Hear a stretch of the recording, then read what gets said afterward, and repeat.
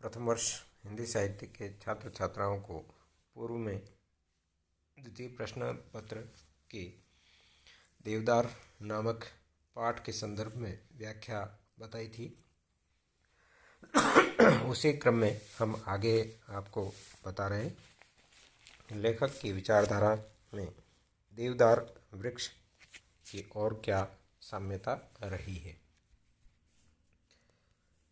यह वृक्ष क्योंकि समाधिस्थ होता है और समाधि में अंतःकरण और बाह्य दोनों की विशेषताओं को लेकर जब अपने मन को एकाग्रीभूत करता है तो उसी संदर्भ में ये माना कि मनुष्य की आत्म केंद्रित दृष्टि का प्रसाद है।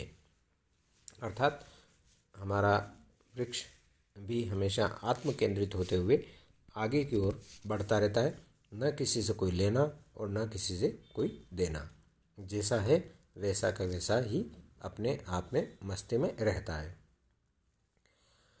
तुम उसे वनस्पति कहो या देवता का काठ कहो। अब देखिए, पहले भी बताया इन्होंने कि अंतःकरण और बाह्य है ना, प्रकृति दोनों में तालमेल होना चाहिए।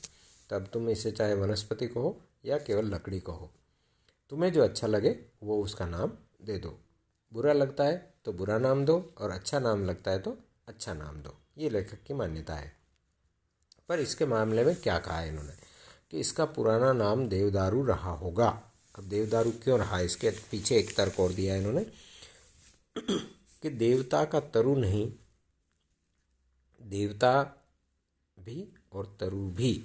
देखिए, अब दोनों की विशेषता क्या दी है, इसके लिए संदर्भ में इन्होंने एक तर्क दिया है कि देव होकर वह छंद भी है और तरु होकर अर्थ, यानी छंद और अर्थ दोनों का जब तक तालमेल नहीं होता, जब तक उसका स्वरूप निर्धारित नहीं होता। अब इसके स्वरूप के संदर्भ में इन्होंने ये माना कि संपूर्ण समष्टि में, इस जीवन में जो चराचर में व्याप्त है, इसके साथ तालमेल होना बहुत जरूरी है।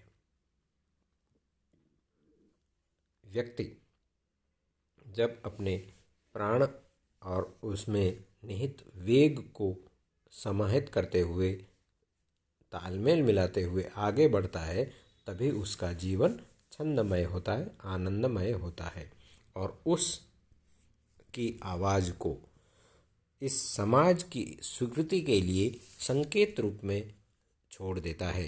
अर्थात जो कुछ भी समाज है उसे वह स्वीकार करे, उसकी बात को माने, तभी वह तालमेल के योग्य बनेगी।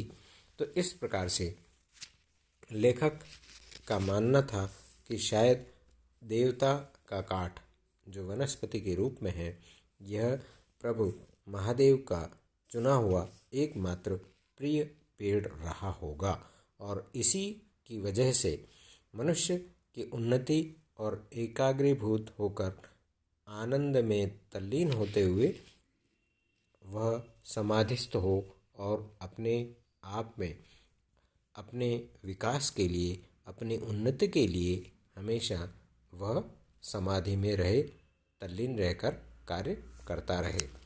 इसी क्रम में लेखक यह भी बता रहे हैं कि शायद यह वृक्ष वास्तविक जगत की सच्चाई को समेटे हुए और अपनी बात को आगे कहते हैं, जो एक तुक के रूप में भी आगे चल रही है। धन्यवाद।